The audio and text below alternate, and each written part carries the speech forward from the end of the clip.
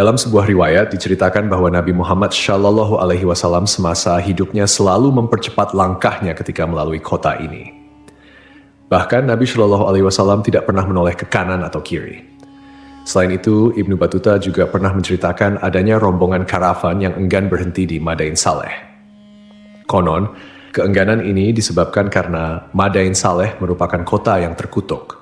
Orang-orang Arab menyebutnya sebagai markas jin yang harus dijauhi. Jika terpaksa harus ke tempat tersebut, maka seorang muslim harus melewatinya secepat mungkin dalam keadaan menangis dan takut akan murka Allah Subhanahu wa Ta'ala. Namun, saat ini pemerintah Arab Saudi membangun kota ini menjadi tempat wisata sejarah. Tentunya, hal ini bertentangan dengan apa yang disabdakan Nabi Shallallahu Alaihi Wasallam. Lalu, bagaimanakah kisah sejarah masa lalu tentang kota ini? Namun sebelum lanjut, mohon tonton video ini sampai selesai agar tidak ada kesalahpahaman serta dukung kanal ini dengan cara subscribe, like, dan komentar agar kanal ini semakin maju dan berkembang. Terima kasih. Al-Ula atau dikenal juga sebagai Madain Saleh menyuguhkan gurun pasir yang menakjubkan karena dikelilingi oleh gunung dan tebing yang tinggi. Menariknya, tebing tersebut dipahat dan diukir dengan bentuk yang khas. Kaum Tsamud adalah masyarakat yang terkenal dengan keahlian mereka dalam bercocok tanam, beternak, dan arsitektur. Namun, keahlian tersebut membuat mereka sombong dan merendahkan kaum lain. Gaya hidup mereka dipenuhi kemaksiatan seperti mabuk-mabukan, berzina, dan berfoya-foya.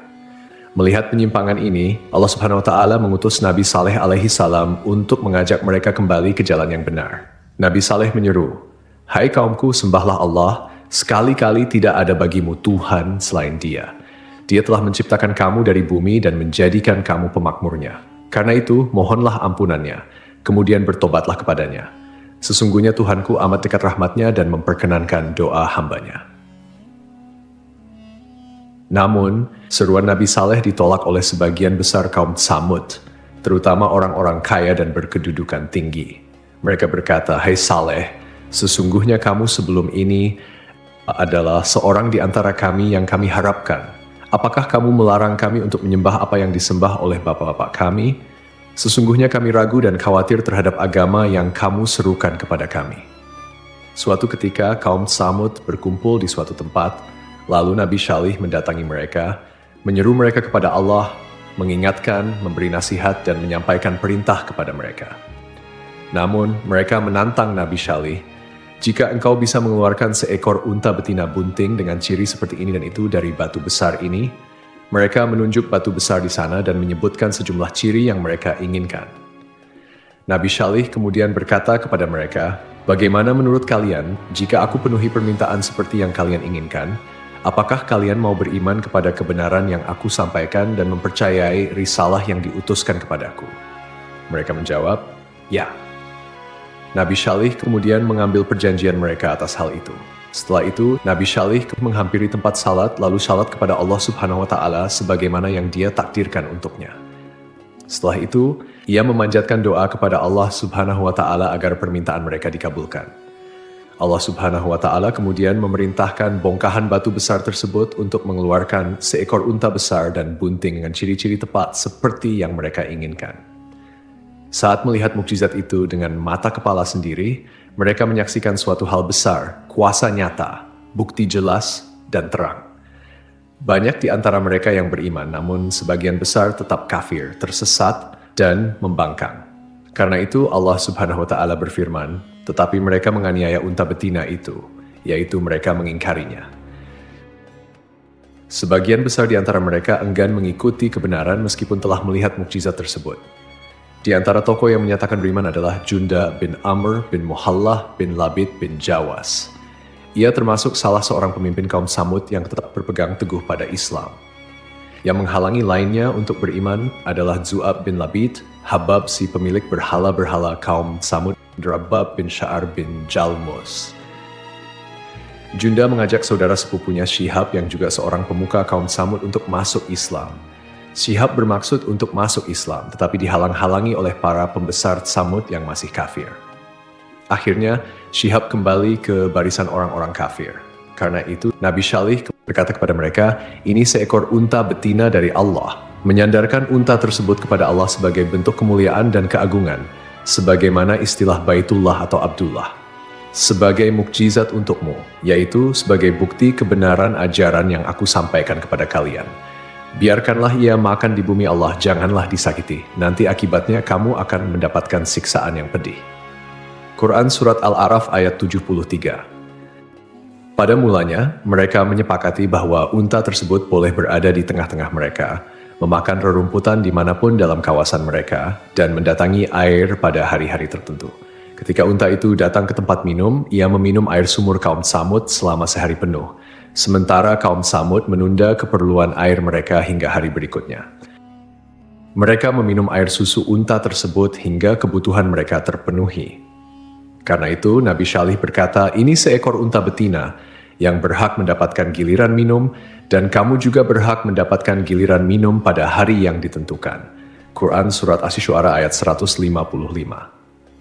Setelah situasi ini berlangsung cukup lama, para tokoh kaum Tsamud akhirnya berkumpul dan mencapai kesepakatan untuk menyembelih unta tersebut.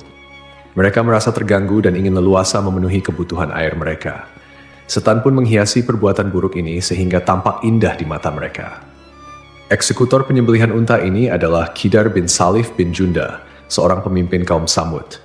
Ia digambarkan berkulit merah bercampur biru dan abu-abu. Ada yang menyebutkan bahwa ia adalah anak zina yang dilahirkan di tempat tidur Salif. Salif sendiri adalah anak seseorang bernama Syaiban. Aksi ini dilakukan atas kesepakatan seluruh kaum Tsamud. Karena itu, tindakan ini dikaitkan dengan mereka semua. Ibnu Jarir dan ulama tafsir lainnya menyebutkan bahwa ada dua wanita dari kaum Tsamud yang berperan dalam rencana ini. Salah satunya adalah Syaduk binti Mahya bin Zuhair bin Mukhtar, seorang wanita terhormat dan ditaati. Ia adalah istri seorang lelaki yang telah masuk Islam, tetapi kemudian menceraikannya. Syaduk kemudian memanggil saudara sepupunya Mashraq bin Mahraj bin Mahya dan menawarkan dirinya jika Mashraq bersedia menyembelih unta tersebut. Wanita lainnya adalah Unaizah binti Gunaim bin Majlas yang memiliki kunyah Ummu Ganamah. Ia adalah wanita tua yang kafir. Unaizah memiliki beberapa anak perempuan dari suaminya, Zuab bin Amr, salah seorang pembesar kaum Tsamud. Ia menawarkan 4 putrinya kepada Qidar bin Salif jika ia bersedia menyembelih unta tersebut, dan Qidar dipersilakan memilih salah satu dari putrinya. Akhirnya kedua pemuda ini, Mashraq dan Qidar, bergerak untuk melaksanakan rencana tersebut. Berita ini segera menyebar di kalangan kaum Tsamud. Ada 7 orang lain yang menerima ajakan untuk menyembelih unta tersebut, sehingga jumlah total mereka menjadi 9 orang. Mereka inilah yang disebutkan dalam firman Allah Subhanahu wa Ta'ala. Dan adalah di kota itu 9 orang laki-laki yang membuat kerusakan di muka bumi, dan mereka tidak berbuat kebaikan. Quran Surat An-Naml ayat 48. Mereka membujuk kabilah lain untuk mendukung rencana tersebut, dan akhirnya semuanya pergi untuk mengintai unta itu. Saat unta meninggalkan tempat air, Mashraq memasang perangkap dan memanahnya. Setelah itu, ia menikam kedua lambung unta tersebut untuk mendorong rekan-rekannya melakukan serangan. Qidar menebaskan pedang ke arah unta tersebut tepat mengenai urat pada bagian keting belakang kaki. Akibatnya, unta itu tersungkur ke tanah dan mengeluarkan suara keras. Dari perutnya, janin yang sedang dikandungnya pun keluar. Diriwayatkan bahwa saat mereka menyembelih unta, orang pertama yang menyerang adalah Qidar bin Salif. Semoga laknat Allah atasnya. Qidar menyembelih unta itu hingga jatuh tersungkur. Lalu yang lainnya menyerang dengan pedang dan memotong-motong tubuh unta tersebut. Ketika anak unta melihat kejadian itu, ia melarikan diri, naik ke atas gunung, dan mengeluarkan suara keras sebanyak 3 kali. Setelah itu, ia masuk ke dalam bongkahan batu besar dan menghilang di sana. Nabi Syalih berkata kepada mereka, "Bersukarialah kamu semua di rumahmu selama 3 hari." Quran Surat Hud ayat 65. Ancaman ini diberikan setelah mereka menyembelih unta yang merupakan mukjizat dari Allah. Namun kaum Tsamud tetap tidak mempercayai peringatan tersebut. Bahkan pada sore harinya mereka merencanakan untuk membunuh Nabi Syalih. Mereka berkata, "Bersumpahlah kamu dengan nama Allah bahwa kita pasti akan menyerang dia bersama keluarganya pada malam hari." Mereka bermaksud menyerang Nabi Syalih di rumahnya bersama keluarganya dan melenyapkannya. Setelah itu, mereka berencana untuk mengingkari perbuatan tersebut jika para wali Nabi Syalih menuntut keadilan. Mereka berkata, Kemudian kita akan mengatakan kepada ahli warisnya, kami tidak menyaksikan kebinasaan keluarganya itu. Dan sungguh kami adalah orang-orang yang benar. Quran Surat An-Naml ayat 9. Allah Subhanahu wa Ta'ala kemudian mengirimkan bebatuan yang menimpa mereka yang berniat membunuh Nabi Syalih, sehingga mereka semua binasa. Ini adalah bentuk siksaan disegerakan sebelum ajal mereka tiba. Pada hari Kamis, yaitu hari pertama dari masa penantian 3 hari, wajah mereka berubah menjadi pucat pasi, sebagaimana telah diancamkan oleh Nabi Syalih. Pada sore harinya, mereka saling berkata, 1 hari penantian telah berlalu. Pada pagi hari kedua, yaitu hari Jumat, wajah mereka berubah menjadi merah. Pada sore harinya, mereka berkata lagi, 2 hari penantian telah berlalu. Pada pagi hari ketiga, yaitu hari Sabtu, wajah mereka berubah menjadi hitam. Pada sore harinya, mereka berkata, masa penantian telah berlalu. Pada pagi hari Ahad, mereka mengenakan wewangian dan duduk menanti azab yang akan menimpa mereka. Mereka tidak tahu bentuk siksaan yang akan datang atau dari arah mana siksaan itu tiba. Saat matahari terbit, suara menggemuruh datang dari langit diikuti guncangan hebat dari bumi. Nyawa mereka melayang seketika, meninggalkan suasana senyap. Ancaman yang telah disampaikan menjadi kenyataan. Mereka tergeletak di bawah reruntuhan rumah mereka, tidak bergerak dan tidak bernyawa. Para ahli tafsir menyebutkan tidak ada yang selamat kecuali seorang budak perempuan yang lumpuh bernama Kalbah binti Salak. Sumber lain menyebutkan namanya Zari'ah. Ia sangat ingkar kepada Nabi Syalih. Ketika azab datang, ia berusaha melarikan diri dan mencapai salah satu perkampungan Arab. Di sana ia menceritakan kejadian yang menimpa kaumnya. Setelah meminta air minum dan meminumnya, ia pun meninggal dunia. Allah Subhanahu wa Ta'ala berfirman, seolah-olah mereka belum pernah tinggal di tempat itu. Quran Surat Hud ayat 68. Artinya, mereka seakan-akan tidak pernah hidup di negeri itu dengan segala kelimpahan rezeki dan kekayaan. Allah juga berfirman, ingatlah kaum Tsamud mengingkari Rabb mereka. Ingatlah, binasalah kaum Tsamud. Setelah kaumnya binasa, Nabi Syalih berkata kepada mereka sambil meninggalkan negeri tersebut, wahai kaumku, sungguh aku telah menyampaikan amanat Tuhanku kepadamu dan aku telah menasihati kamu. Nabi Syalih menegaskan bahwa ia telah berusaha sekuat tenaga untuk memberikan petunjuk kepada mereka dengan tutur kata, tindakan, dan niat yang tulus. Namun, kaum Tsamud menolak kebenaran dan tidak menyukai orang yang memberikan nasihat. Menurut salah satu riwayat, Nabi Syalih pindah ke Tanah Haram dan tinggal di sana hingga wafat. Profesor di Departemen Arkeologi Universitas Raja Saud, Ahmad Muhammad Al-Abudi, menuturkan bahwa kaum pertama yang menempati wilayah Al-Ula adalah kaum Tsamud, yang kemudian diikuti oleh bangsa Nabatean. Al-Abudi sendiri telah menghabiskan waktu lebih dari 14 tahun untuk meneliti situs-situs tersebut, dan penelitiannya sering dikutip oleh berbagai media, termasuk Al-Arabiya. Meskipun kaum Tsamud telah menerima azab yang sangat menyedihkan karena menolak peringatan dari Nabi Syalih alaihi salam, mereka ternyata memiliki keahlian yang luar biasa dalam bidang pertukangan, khususnya dalam hal ukiran dan pahat memahat batu. Salah satu bukti dari kemahiran kaum Tsamud dalam mengukir ditemukan oleh arkeolog yang mengkaji sejarah kaum Nabi Hud alaihi salam dan kaum Tsamud di Arabia Selatan, Brian Doe. Ia menyatakan bahwa kaum Tsamud dikenal melalui berbagai tulisan dan pahatan pada dinding batu yang mereka tinggalkan. Tulisan-tulisan ini secara grafis memiliki kemiripan dengan huruf-huruf Semitik yang dikenal dengan sebutan Tamudik. Banyak dari tulisan-tulisan ini ditemukan di wilayah Arabia Selatan hingga ke kawasan Hijaz. Selain itu, para arkeolog juga berhasil menemukan sejumlah batu karang yang merupakan peninggalan budaya kaum Tsamud. Penemuan ini tersebar di berbagai tempat seperti pegunungan dan lembah-lembah di wilayah Arabia Selatan dan Tengah, termasuk di Gunung Atlab, serta berbagai artefak seperti tembikar yang menggambarkan kecanggihan teknik pembuatan barang-barang mereka. Karena keterampilan dan kepandaian mereka, ukir jadikan komoditas perdagangan dengan komunitas lain. Sebagian dari ukiran tersebut juga digunakan sebagai dekorasi di rumah-rumah mereka. Kaum Tsamud juga dikenal memproduksi barang pecah belah seperti tembikar dengan desain unik dan nilai seni yang tinggi. Selain itu, mereka juga memperdagangkan kemenyan dan rempah-rempah yang memberikan mereka kekayaan yang memungkinkan mereka membangun istana, rumah yang dipahat dari batu, serta makam-makam yang terletak pada tebing-tebing karang. Kota ini, yang kini dikenal sebagai Madain Saleh, berasal dari bahasa Arab yang berarti kota Saleh. Kota kuno ini terletak di bagian utara Hijaz, yang saat ini menjadi wilayah Arab Saudi, sekitar 20 km dari kota Al-Ula. Kaum Samud dan Nabatean, mereka hidup sekitar 3.000 tahun sebelum Masehi, antara zaman Nabi Nuh alaihissalam hingga zaman Nabi Muhammad shallallahu alaihi wasallam. Situs bersejarah ini terletak di barat laut kota Al-Ula, pada posisi strategis di salah satu rute perdagangan kuno yang menghubungkan selatan Semenanjung Arab dengan utara, termasuk Mesopotamia, Suriah, dan Mesir. Jarak antara Madain Saleh dengan kota Madinah sekitar 450 km, sedangkan dari Makkah sekitar 900 km.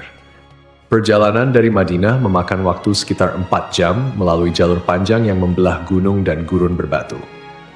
Madain Saleh dahulu dikenal dengan nama Al-Hijr, yang berarti tempat berbatu, karena lokasinya berupa bukit-bukit berbatu. Nama ini bertahan hingga abad ke-14 Masehi, sebelum seorang wisatawan Andalusia mengganti namanya menjadi Madain Saleh, yang diambil dari nama Nabi Saleh alaihissalam. Jika kita mengunjungi Madain Saleh, kita akan menemukan peninggalan kaum Samud, yang disebutkan dalam Al-Quran sebagai kaum yang ingkar terhadap ajaran Nabi Saleh, hingga akhirnya mendapat azab dari Allah Subhanahu wa Ta'ala. Madain Saleh merupakan gugusan bebatuan pasir yang mengesankan. Bukit-bukit pasirnya memiliki warna beragam, dari merah, kuning, hingga putih. Bukit-bukit tersebut dipahat menjadi rumah-rumah dengan arsitektur yang menyerupai peninggalan Yunani dan Romawi kuno. Sebanyak 132 pahatan ditemukan di bukit-bukit tersebut. Pahatan-pahatan ini digunakan untuk berbagai fungsi seperti rumah, tempat pemujaan, dan makam. Pada tahun 2008, UNESCO menetapkan Madain Saleh sebagai situs warisan dunia. Kawasan ini memiliki luas sekitar 4.000 hektar dan menjadi situs warisan dunia pertama di Arab Saudi. Seiring berjalannya waktu, kota Al-Ula telah mengalami perubahan signifikan, terutama dengan adanya implementasi Vision 2030 oleh pemerintah Arab Saudi. Dulu, Al-Ula adalah sebuah tempat yang tidak dikenal luas, bahkan merupakan tempat yang dilarang untuk dikunjungi oleh Nabi Shallallahu Alaihi Wasallam, seperti yang tercatat dalam hadis-hadis beliau. Namun, kini kota Al-Ula telah berubah menjadi tujuan wisata yang populer, dilengkapi dengan resor-resor mewah dan fasilitas modern. Pemerintah Arab Saudi saat ini tengah mengembangkan kota Al-Ula sebagai destinasi wisata internasional. Komisi Kerajaan untuk kota Al-Ula telah meluncurkan rencana pembangunan untuk wilayah tengah dan selatan yang dikenal dengan nama Path to Prosperity. Inisiatif ini bertujuan untuk menjadikan kota Al-Ula sebagai komunitas perkotaan dengan kualitas hidup yang lebih baik, serta menarik perhatian wisatawan dari seluruh dunia. Pengembangan ini juga sejalan dengan visi Arab Saudi 2030 yang berfokus pada transformasi ekonomi dan menjadikan negara ini sebagai tujuan wisata. Dari Ibnu Umar yang menuturkan, saat Rasulullah dan pasukan singgah di Tabuk, beliau singgah di Hijr, di dekat rumah-rumah kaum Samud. Orang-orang mengambil air dari sumur-sumur yang dulu digunakan kaum Samud. Dengan air itu, mereka membuat adonan, kemudian mereka memasang tungku. Rasulullah kemudian memerintahkan untuk menuangkan seluruh isi tungku dan memberikan adonan-adonan tersebut kepada unta. Setelah itu, beliau berlalu hingga singgah di sumur yang dulu digunakan unta Nabi Shalih untuk minum. Beliau melarang memasuki tempat-tempat suatu kaum yang pernah tertimpa siksa. Beliau bersabda, "Sungguh aku khawatir jika kalian tertimpa azab seperti yang pernah menimpa mereka." Rasulullah juga bersabda saat berada di perkampungan Hijr, "Janganlah kalian memasuki tempat-tempat mereka yang pernah tertimpa azab itu, kecuali dengan menangis. Jika kalian tidak menangis, jangan memasuki tempat-tempat mereka agar kalian tidak tertimpa azab seperti yang pernah menimpa mereka." Lantas, apa hukumnya Muslim mendatangi Al-Ula atau Madain Saleh? Ada beberapa kebingungan mengenai kota Al-Ula dan Madain Saleh. Keduanya merupakan dua lokasi yang berbeda, tetapi letaknya berdekatan dengan jarak tempuh sekitar 25 hingga 31 km. Ulama Arab Saudi, Sheikh Asim Al-Hakim, ketika mendapat pertanyaan tersebut, mengatakan bahwa Madain Saleh adalah daerah yang dilarang Rasulullah untuk didatangi. Jika terpaksa harus ke tempat tersebut, maka seorang muslim harus melewatinya secepat mungkin dalam keadaan menangis dan takut atas murka Allah. Namun daerah ini harus didefinisikan dengan jelas, karena saat ini Madain Saleh adalah nama yang diberikan untuk seluruh wilayah. Daerah yang ditimpa azab dan siksa Allah adalah daerah yang terbatas. Oleh karena itu, seseorang harus bertanya kepada ahli tentang lokasi tersebut, di mana daerah ini bermula dan di mana berakhir. Inilah daerah yang tidak boleh dimasuki atau didekati. Selain itu, tidak masalah, jelas Sheikh Asim Al-Hakim. Tidak semua daerah Al-Ula atau Madain Saleh tertimpa azab Allah yang diturunkan kepada kaum Tsamud. Oleh karena itu, penting untuk mengetahui batasannya, mana daerah yang dilarang dan mana yang diperbolehkan untuk dimasuki. Daerah yang terkena azab Allah jelas tidak boleh dimasuki. Wallahu alam. Bagaimana pendapat sahabat sekalian? Tulis di kolom komentar.